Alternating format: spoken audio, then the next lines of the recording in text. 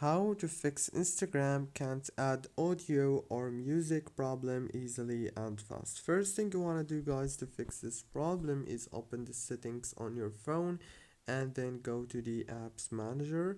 On this page you will find all the apps that you have on your phone. So all what you want to do is scroll until you find the Instagram like this. Click on it and then click on force stop and go down here. You will find this permissions option.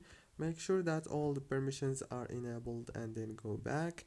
Click on the data usage and then disable the background data and the roaming data and enable the mobile data and the Wi-Fi. Go back and click on the storage, click on clear data and then click on delete.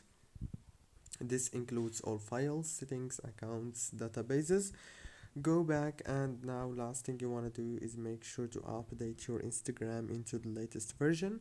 And last thing is restart your phone. Don't forget to like, subscribe.